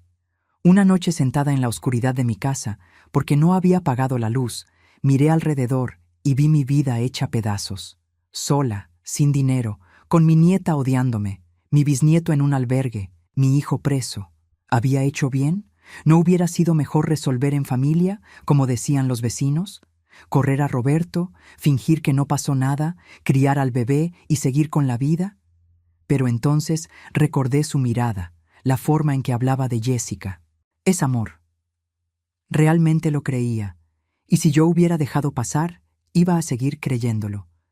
Iba a pensar que podía hacer aquello de nuevo con otra persona. No, había hecho bien, aunque me costara todo, aunque me costara mi familia. Fue doña Socorro quien me dio la idea. Estaba en su casa desahogándome sobre la situación del bebé cuando habló. Cidalia, ¿y ese terreno que dejó tu mamá? ¿No tienes la parte de la herencia? Me había olvidado completamente. Cuando mi mamá murió unos 10 años atrás, dejó un terreno pequeño en el campo para dividir entre mí y mis 3 hermanos. Cada uno se quedó con un pedazo. Yo nunca había vendido el mío porque no necesitaba. Pero ahora, es verdad, tengo ese terrenito en Calvillo. Entonces véndelo, usa el dinero para contratar un buen abogado y buscar la custodia de tu bisnieto. Parecía simple, pero no lo era, porque para vender necesitaba la firma de todos los hermanos, ya que el terreno todavía estaba a nombre de mi mamá, y yo sabía que al menos 2 de ellos no iban a querer vender. Fui a visitar a mi hermano mayor, José Carlos. Vivía en la Ciudad de México, tenía una vida buena, trabajaba en una empresa grande. Le expliqué toda la situación. José, necesito dinero para contratar un abogado. Necesito sacar a mi bisnieto del albergue. Si vendemos el terreno... Me miró con lástima. Cidalia, lo que hiciste con Roberto estuvo muy mal. Entregar a tu propio hijo a la policía. Eso no se hace. Él abusó de Jessica. Ella tenía 12 años. Pero eran solo ustedes. Nadie tenía que saber. Pudiste haberlo resuelto de otra manera. Sentí la rabia subir. ¿Qué otra manera? ¿Hacerme de la vista gorda? ¿Dejarlo seguir creyendo que estaba bien? Pudiste haberlo corrido, prohibirle que regresara. No tenías que meter a la policía, hacer todo este escándalo. Me di cuenta de que no iba a servir de nada discutir. Entonces, ¿no vas a firmar? No voy. Ese terreno es herencia de nuestra madre. No lo voy a vender para pagar esta locura tuya. Salí de ahí destrozada. Fui a casa de mi hermana menor, Marlene. Vivía en Zacatecas. Tenía 3 hijos. Le conté todo de nuevo. Para mi sorpresa, me abrazó. Cidalia, hiciste lo correcto. Fuiste valiente. Mucha gente hubiera escondido, hubiera fingido que no vio, pero tú no. Sentí las lágrimas venir. Finalmente alguien que entendía. Yo sí firmo. Y más, te quedas con mi parte de la herencia también. Úsala para sacar a tu nieto, para cuidarlo. Marlene, no puedo aceptar eso. Sí puedes, es lo correcto. Estás sola en esta batalla. Yo quiero ayudar. Mi otro hermano, Antonio, también aceptó darme su parte. Cidalia, sabemos que tú siempre fuiste la más luchona. Criaste a tus hijos sola, criaste a Jessica. Si alguien merece esa herencia, eres tú. Úsala para hacer el bien. Con 3 partes del terreno, logré venderlo. Un hombre de Calvillo quería comprarlo para hacer una cría de chivos. Pagó 30,000 pesos de contado. Era mucho dinero, más dinero del que había visto junto en toda mi vida. Agarré ese dinero y me fui directo a un despacho de abogados que doña Socorro me recomendó. El LIC. Enrique, un abogado joven pero serio, me atendió. Le conté toda la historia. Él anotó todo, hizo preguntas, pidió documentos.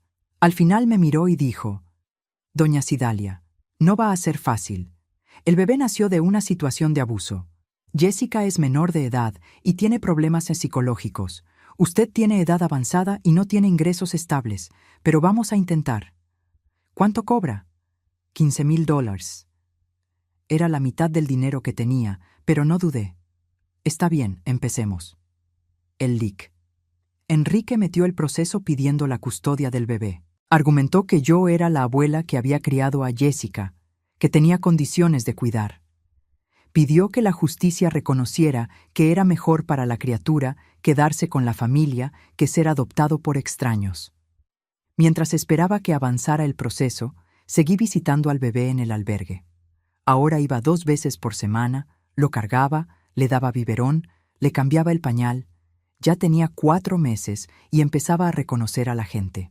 Cuando me veía, abría una sonrisita chimuela que me derretía el corazón. La abuela está aquí, mi amor. La abuela no te va a abandonar.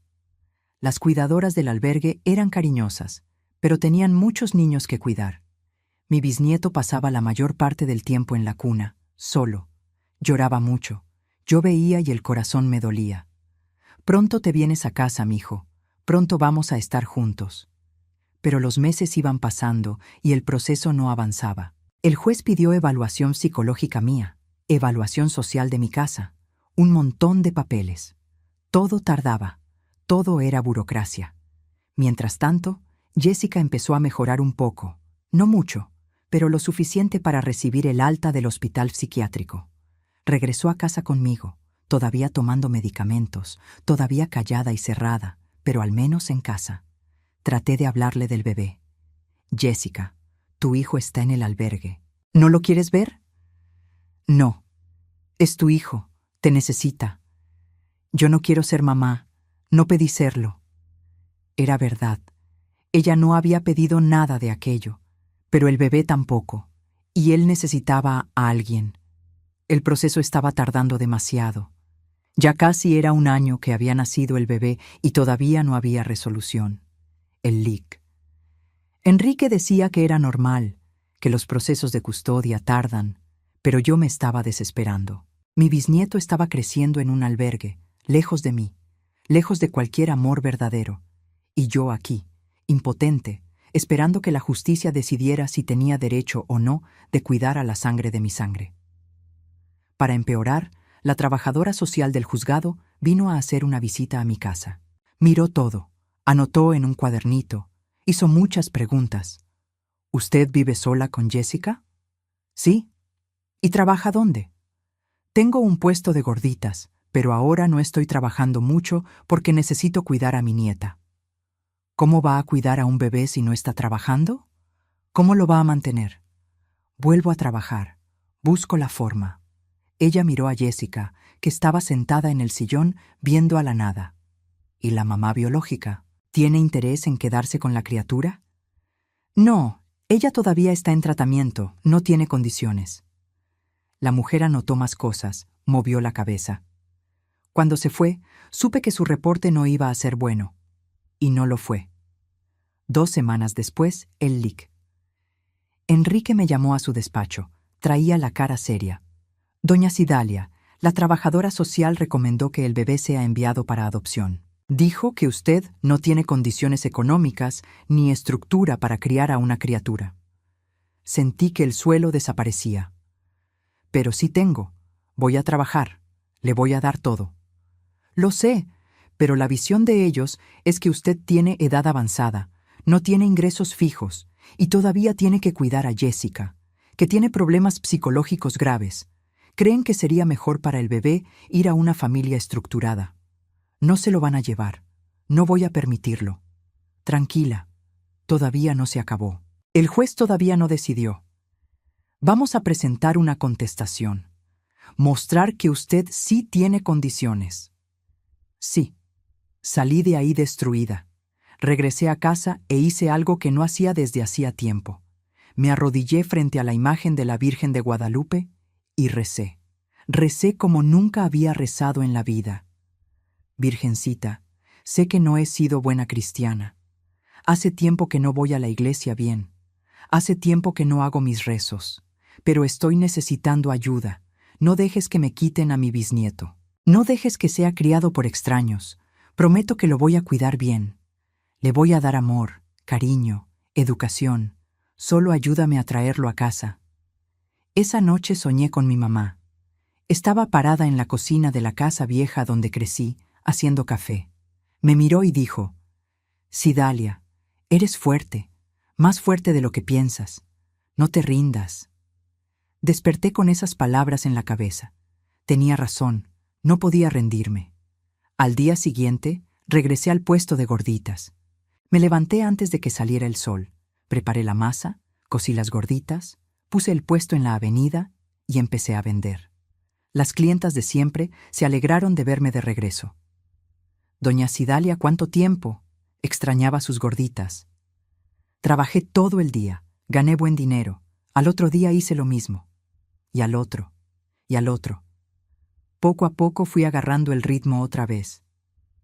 Jessica se quedaba en casa sola. Yo le dejaba la comida lista, le dejaba sus medicinas separadas, le pedía a doña Socorro que le echara un ojo de vez en cuando. No era ideal, pero era lo que podía hacer.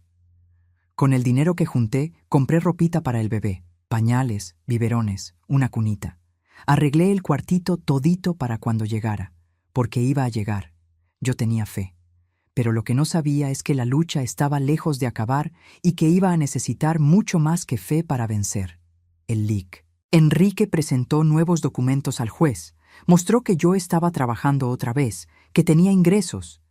Pidió declaración de vecinos que hablaran sobre mi carácter, sobre cómo había criado bien a Jessica.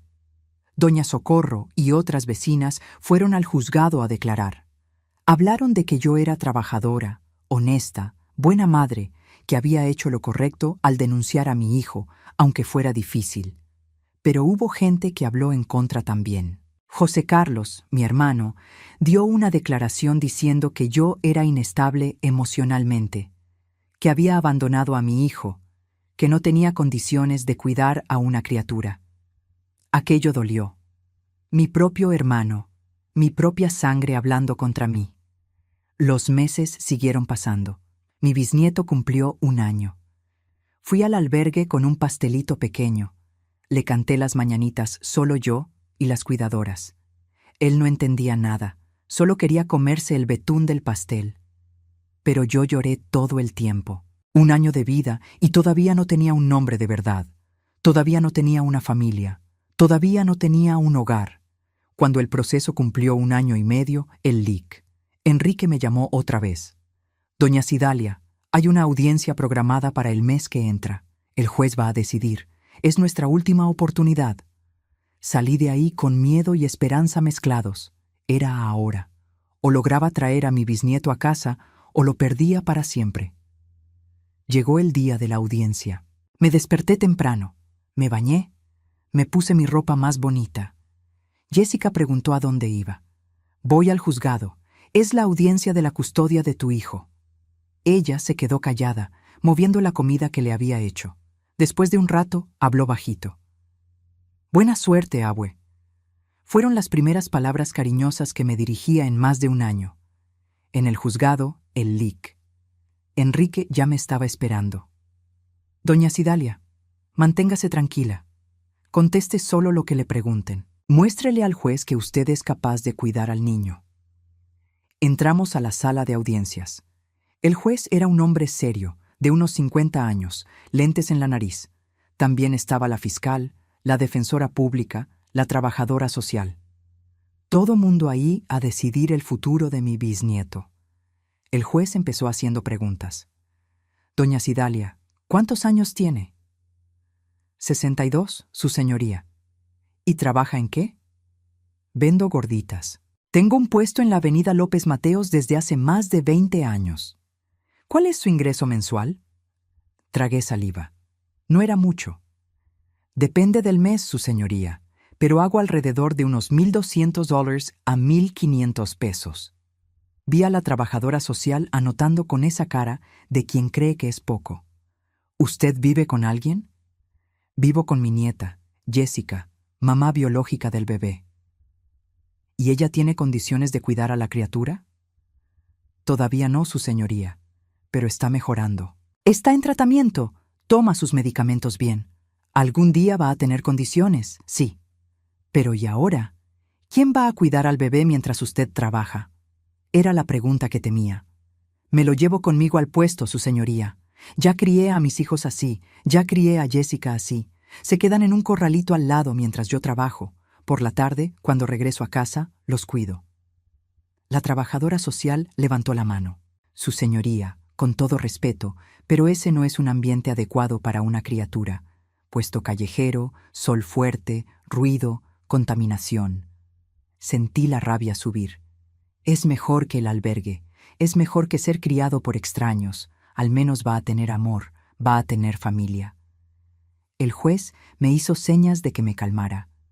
Doña Cidalia, entiendo su punto, pero el interés de la criatura tiene que venir en primer lugar. y tenemos aquí una lista de familias queriendo adoptar. Familias estructuradas, con condiciones económicas buenas, que pueden darle todo al bebé. Sentí las lágrimas venir, pero las aguanté.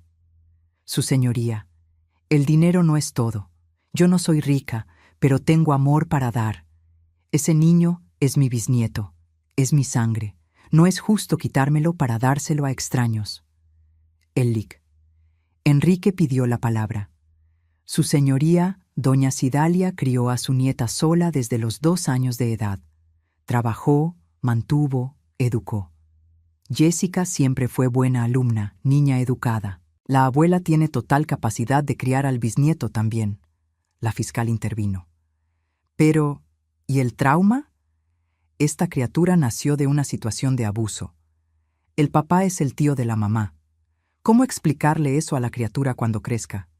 ¿Cómo lidiar con ese historial? Con la verdad, respondí antes de que mi abogado hablara. Cuando crezca, le voy a contar la verdad, que su papá cometió un delito, que su mamá era muy joven y fue engañada, que su familia luchó para tenerlo, para cuidarlo. La mentira lastima, la verdad libera. El juez se me quedó viendo por un rato. ¿Usted denunció a su propio hijo? Denuncié porque hizo algo malo, muy malo. Muchas madres hubieran encubierto al hijo, hubieran escondido. Yo no soy muchas madres, soy yo. Y no iba a dejar que mi hijo creyera que podía hacer aquello sin consecuencias. Por primera vez, vi algo que parecía respeto en la mirada del juez. Llamó a la trabajadora social del albergue a declarar. Ella habló del bebé, de cómo era una criatura tranquila, que comía bien, dormía bien. Habló también de que se animaba cuando yo iba a visitar. El bebé reconoce a doña Cidalia como figura de apego. Cuando ella se va, llora, se pone inquieto. Aquello me dio esperanza. Después llamaron a doña Socorro a declarar. Ella habló de mí con tanto cariño que yo lloré ahí mismo. Cidalia es la mujer más luchona que conozco. Crió a 2 hijos sola después de que el marido se fue. Crió a su nieta cuando la hija la abandonó. Trabaja todos los días, nunca pide nada a nadie. Y cuando descubrió lo que su hijo estaba haciendo, tuvo el valor de hacer lo correcto. Mucha gente no lo hubiera tenido. El juez escuchó todo. Al final, dijo que iba a analizar y dar la decisión en 15 días. Salí de ahí sin saber si me había ido bien o mal. El Lic. Enrique me dio una palmadita en el hombro. Usted lo hizo bien, ahora es esperar. Esos 15 días fueron los más largos de mi vida. No podía dormir bien, no podía comer. Me la pasaba rezando, pidiéndole a Dios que el juez decidiera a mi favor. Jessica notó mi angustia. Una noche, vino y se sentó a mi lado en la cama. Abue, quiero pedirle perdón. La miré, sorprendida. ¿Perdón? ¿Por qué? Por todo. Por haberla odiado, por haberla culpado. Usted solo estaba tratando de protegerme y yo no vi eso. La abracé llorando. No tienes que pedir perdón, mija. Tú estabas sufriendo, no entendías. Ahora sí entiendo. El psicólogo me ayudó a ver que aquello no fue amor, fue abuso de verdad. Él se aprovechó de que yo era una niña, de que confiaba en él. Era la primera vez que admitía eso. Mi corazón se llenó de esperanza. ¿Y el bebé? Quiero conocerlo, si logramos traerlo a casa. La decisión del juez salió un viernes. El Lic. Enrique me llamó, su voz temblaba de emoción. Doña Cidalia, ganamos. El juez le dio la custodia provisional. Grité de alegría ahí mismo en medio de la calle. La gente me veía, pero no me importaba. Lo había logrado. Mi bisnieto iba a venir a casa. El lunes fuimos a buscarlo al albergue. Yo, Jessica y el Lic. Enrique. Jessica estaba nerviosa, apretándome las manos. «Abue, ¿será que le voy a gustar?» «Sí, mija, eres su mamá». Cuando entramos al albergue, la cuidadora ya lo tenía en brazos. Tenía 1 año y 7 meses. Ya caminaba, ya decía algunas palabras. Cuando me vio, abrió una gran sonrisa. «Abue». Lo cargué, lo cubrí de besos. Era tan chiquito, Tan liviano, mi bisnieto, finalmente en mis brazos para quedarse. Jessica se acercó, vacilante. Hola, hola, mi amor. El niño la miró curioso, extendió su manita, le agarró el cabello. Jessica empezó a llorar. Es tan chiquito y yo nunca lo cuidé. Ahora lo vas a cuidar. Vamos a cuidarlo juntas. Firmamos todos los papeles y nos lo llevamos a casa. En el camino, Jessica se la pasó cargándolo, platicando bajito. Perdón, mijo. Perdón por haberte abandonado. Pero ahora tu mamá está aquí. No te voy a dejar nunca más. Cuando llegamos a casa, lo puse en la cunita que le había preparado. Él miró alrededor, tocando todo, explorando. Después nos miró a mí y a Jessica y dio esa sonrisa que derretía el corazón. Esa noche, los tres dormimos juntos en mi cuarto, yo, Jessica y el niño entre nosotras dos. Por primera vez en años me sentí en paz. Pero los desafíos apenas estaban comenzando. Criar a una criatura de 1 año y medio no era fácil. Se despertaba de madrugada, lloraba, quería abrazos. Tuve que volver a trabajar en el puesto, llevándolo conmigo. Armé un corralito ahí al lado con juguetes. Él se quedaba jugando mientras yo vendía las gorditas. Jessica empezó a ayudar. Por la mañana se quedaba con él en casa, le daba de comer, le cambiaba el pañal. Por la tarde, cuando yo regresaba, ella se iba a la escuela. Había vuelto a estudiar. Estaba haciendo la prepa abierta para terminar el bachillerato. Pero la casa en San Marcos se estaba volviendo imposible. Los vecinos seguían viéndome mal, haciendo chismes. Siempre que pasaba, escuchaba cuchicheos. Ahí va la que entregó al hijo. Pobrecita de Jessica, criando al hijo de su tío. Un día, doña Socorro me llamó. Cidalia, tienen que irse de aquí, irse a otra colonia, empezar de nuevo lejos de todo este chisme. Tenía razón, necesitábamos un nuevo comienzo de verdad. Todavía me quedaban unos 12,000 pesos de la venta del terreno. Los había guardado, gastando solo lo necesario. Con ese dinero, di enganche para una casita en Villas de Nuestra Señora, una colonia del otro lado de la ciudad. 3 cuartitos pequeños, sala, cocina, patio. Nada de lujo, pero era nuestra. El día de la mudanza fue emocionante. Puse nuestras cosas, que eran pocas, en un camión de fletes. Jessica llevaba al niño en brazos. Miré la casa vieja una última vez. Tenía tantos recuerdos ahí, buenos y malos, pero era hora de dejarlos atrás. En la casa nueva arreglamos todo con cariño. Un cuarto para mí, uno para Jessica, uno para el niño. Pintamos las paredes, pusimos cortinas. Quedó sencillo, pero acogedor. Los vecinos nuevos fueron receptivos. No sabían nuestra historia, no preguntaban. Éramos solo una abuela criando a su nieta y su bisnieto. Normal. Jessica empezó a abrirse más. Sonreía de vez en cuando, jugaba con su hijo, hacía planes. Abue, cuando termine la prepa, quiero hacer una carrera técnica de enfermería. Siempre lo quise. La vas a hacer, mija, te voy a ayudar. Un día me agarró la mano. Abue, gracias por no haberte rendido conmigo, por haberme salvado. Yo nunca me iba a rendir contigo. Nunca. El niño empezó a llamarnos. Yo era Abue. A Jessica, al principio la llamaba Sica. Pero poco a poco, con nosotras enseñándole, empezó a decir, mamá. La primera vez que llamó a Jessica mamá, ella lloró tanto que el niño se asustó. ¿Mamá está llorando? Estoy llorando de feliz, mi amor, de muy feliz. Hoy tengo 77 años. Vivo aquí en Villas de Nuestra Señora, en una casita que es mía, pagada, con mi nombre en el papel. 3 cuartitos pequeños, patio con un árbol de mango que da fruta todo el año, portón de fierro pintado de azul.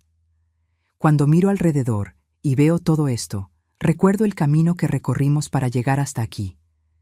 Mi bisnieto tiene 7 años ahora. Un niño lindo, listo, lleno de vida. Le va bien en la escuela, tiene amigos, sueña con ser bombero cuando crezca. Me llama abuela Cidalia con ese gesto cariñoso que me derrite el corazón. Y lo más importante, es feliz. Crece con amor, con cuidado, con dignidad. Todavía no sabe todo lo que pasó. Algún día le vamos a contar cuando tenga edad para entender, pero por ahora es solo un niño feliz jugando en el patio. Jessica tiene 21 años. La veo y veo una mujer fuerte, una sobreviviente. Terminó la prepa, hace 2 años que concluyó. Ahora está haciendo carrera técnica de enfermería y trabaja medio tiempo en una farmacia aquí de la colonia. Ayuda con los gastos de la casa, cuida a su hijo con amor, hace planes para el futuro. Quiere estudiar la licenciatura en enfermería cuando termine la técnica. Dice que quiere trabajar con niños, ayudar a quien pasó por lo que ella pasó. A veces la veo cuidando al niño y me siento orgullosa. Orgullosa de cómo se levantó, de cómo superó un trauma que pudo haberla destruido para siempre. No fue fácil. Hubo recaídas, hubo días en que la depresión volvió fuerte, hubo momentos en que quiso rendirse. Pero no se rindió. Siguió yendo a terapia, tomando los medicamentos cuando los necesitaba, luchando día tras día. Y hoy es una mamá presente, cariñosa, que le da a su hijo el amor que ella misma tanto necesitó cuando era pequeña. La casa donde vivimos es el símbolo de todo lo que conquistamos. La terminé de pagar el año pasado con el dinero que junté del puesto de gorditas. Cuando el gerente del banco me dio el papel diciendo que la casa estaba liquidada, lloré de alegría. Por primera vez en mi vida, a los 76 años, tenía un inmueble mío, a mi nombre. Ya no iba a pagar renta, ya no iba a depender de nadie. Esas 4 paredes son más que una casa. Son la prueba de que vencimos. Roberto salió de la cárcel hace 2 años, cumplió 6 de los 8 años de condena y salió en libertad condicional. Escuché que se fue a vivir al campo de Jalisco, a un pueblo pequeño que ni recuerdo el nombre. Nunca más quiso hablar conmigo, nunca más preguntó por su hijo. Desapareció de nuestras vidas como si nunca hubiera existido. ¿Y saben qué? Está bien, porque nosotras construimos una vida nueva, una familia de verdad sin él. Hay días en que pienso en él, mi hijo, el niño que crié, que amé tanto, por el que pasé hambre para darle de comer. Me pregunto dónde me equivoqué, qué pude haber hecho diferente. Pero con el tiempo, aprendí que a veces no tenemos todas las respuestas. A veces las personas toman decisiones que no podemos controlar. Yo hice lo mejor que pude con lo que sabía. Lo crié con amor, con trabajo, con dignidad.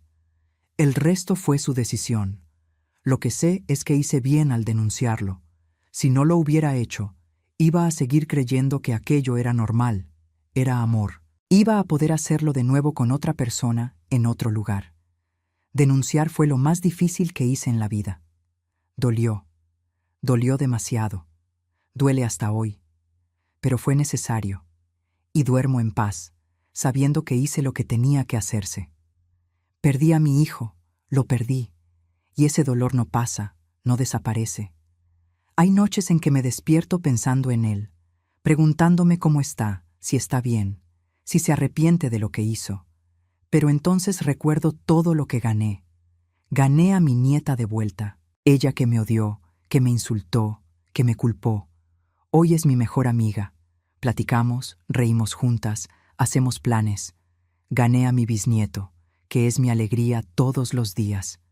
Gané una familia de verdad construida en el amor y la lucha, no solo en la sangre. Doña Socorro sigue siendo mi amiga. Viene aquí a casa cada mes. Tomamos café, platicamos de la vida. Ella fue la única que nunca me abandonó, que siempre estuvo de mi lado. En los peores momentos, cuando todo mundo me juzgaba, cuando los vecinos cuchicheaban, cuando yo estaba sola y desesperada, ella estaba ahí. La amistad de verdad es eso. Estar junto cuando todo está mal, no solo cuando está bien.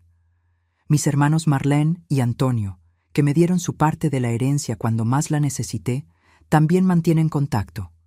Vienen a visitarme de vez en cuando. Llaman para saber cómo estamos. Les agradezco todos los días por haberme ayudado en ese momento. Sin ese dinero, no hubiera podido pagar al abogado. No hubiera podido traer a mi bisnieto a casa. A José Carlos, que habló contra mí en el proceso, lo perdoné. No hablamos mucho, pero no guardo rencor. Guardar rencor solo le hace daño a uno mismo. Sigo vendiendo gorditas. Ya no necesito, La casa está pagada. Jessica trabaja. Nos arreglamos bien, pero me gusta. Es mi trabajo, mi independencia, mi orgullo. Me levanto temprano, preparo la masa, voy a mi puesto en la avenida. Mis clientas de siempre siguen siendo fieles. Algunas me conocen desde hace más de 20 años. Son como una segunda familia. Y cuando regreso a casa por la tarde, cansada pero satisfecha, sé que viví un día más con dignidad. Viendo hacia atrás, veo todo lo que sufrimos. La traición de Roberto, el embarazo de Jessica, su depresión, el bebé en el albergue, la lucha por la custodia, los vecinos juzgando, los hermanos dando la espalda, las noches sin dormir, los días sin comer, la desesperación que parecía no tener fin. Fueron años muy difíciles. Hubo momentos en que pensé que no iba a aguantar, que iba a enloquecer, que iba a morir de tanto dolor. Pero también veo todo lo que conquistamos. La casa propia pagada a mi nombre, la custodia de mi bisnieto, conseguida después de 1 año y medio de lucha. Jessica recuperada, estudiando, trabajando, siendo mamá. El niño creciendo sano, feliz, amado. Nuestra familia reconstruida, más fuerte que antes. La dignidad de vuelta, la paz de espíritu de saber que hice lo correcto. Si pudiera volver en el tiempo, haría todo de nuevo. Denunciaría a Roberto de nuevo. Lucharía por la custodia de nuevo. Vendería la herencia de nuevo. Enfrentaría a los vecinos, los juicios, la soledad, el miedo, todo de nuevo.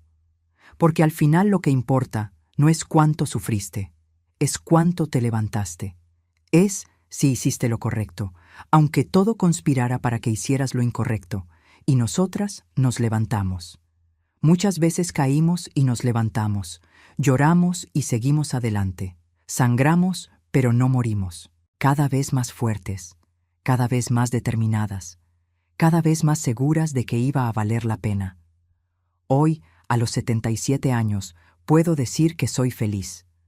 No de ese modo de novela, donde todo es perfecto y no hay problemas, pero feliz de verdad. Feliz de haber hecho lo correcto, aunque fuera difícil. Feliz de tener a mi familia conmigo. Feliz de dormir en paz todas las noches, sabiendo que mi conciencia está limpia.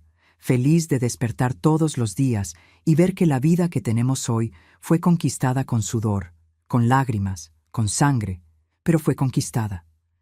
Aprendí que el amor verdadero no es encubrir. El amor verdadero es hacer lo que tiene que hacerse, aunque duela. Es proteger a quien es más débil. Es luchar por justicia. Es no rendirse aunque todo parezca imposible. Es escoger lo correcto en vez de lo fácil. Es tener el valor de perder todo para salvar a quien amas de verdad. Y aprendí que nunca es tarde para volver a empezar. Empecé de nuevo a los 62 años. Cambié de colonia, cambié de vida, cambié de historia. Reconstruí mi familia desde cero. Y fue lo mejor que hice. Porque hoy, cuando veo a mi bisnieto jugando en el patio, cuando veo a Jessica llegar del trabajo con esa sonrisa cansada pero feliz, cuando me siento en el portón de mi casa viendo la calle en paz, yo sé que valió la pena. Cada lágrima que derramé valió la pena. Cada noche sin dormir valió la pena. Cada momento de desesperación, de soledad, de dolor, valió la pena. Porque me trajo hasta aquí, me trajo a esta vida, a esta casa, a esta familia. Y esta vida es buena. Esta vida es de verdad. Esta vida es nuestra. Esta es mi historia. Historia de dolor, de lucha, de superación. Historia de una mujer que tuvo que escoger entre proteger al hijo o salvar a la nieta. Y escogió hacer lo correcto. ¿Fue sufrido? Fue. ¿Dolió? Dolió demasiado. ¿Perdí cosas? Perdí. Pero gané mucho más. Gané mi dignidad. Gané mi familia de vuelta. Gané una casa propia, que es el resultado de años de trabajo honesto. Gané la paz de espíritu de saber que cuando llegó la hora de escoger, no huí. Enfrenté, luché, vencí. Y si tú estás pasando por algo difícil, si estás teniendo que tomar una decisión imposible, te digo, haz lo correcto, aunque duela, aunque cueste todo, aunque todo mundo te dé la espalda. Porque al final, lo que queda es tu conciencia. Lo que queda es saber que tuviste valor. Lo que queda es poder verte en el espejo y respetarte. La vida me tumbó muchas veces, pero siempre me levanté. Y hoy estoy aquí viviendo la vida que conquistamos. Una vida con casa propia, con familia unida, con trabajo honesto, con dignidad. Una vida donde mi bisnieto crece seguro y amado. Donde Jessica puede soñar de nuevo. Donde yo puedo descansar sabiendo que hice todo lo que podía. Es una vida buena, una vida que valió cada lágrima, cada lucha, cada sacrificio. Es una vida de verdad. Y es nuestra. Nadie nos la dio, nadie nos facilitó. La conquistamos ladrillo por ladrillo, día por día, lágrima por lágrima. Y por eso tiene tanto valor. Por eso es tan dulce. Por eso, cuando me despierto por la mañana y veo el sol entrando por la ventana de mi casa, agradezco. Agradezco por haber tenido fuerza para no rendirme, por haber tenido valor para hacer lo correcto, por haber tenido fe de que algún día iba a mejorar. Y mejoró. Mejoró mucho. Y va a seguir mejorando porque no paramos. Seguimos luchando, seguimos creciendo, seguimos construyendo. Jessica va a hacer su licenciatura, mi bisnieto va a crecer y cumplir sus sueños. Y yo voy a estar aquí firme, fuerte, viendo a mi familia florecer. Esta es la vida que conquistamos, y nadie nos la quita.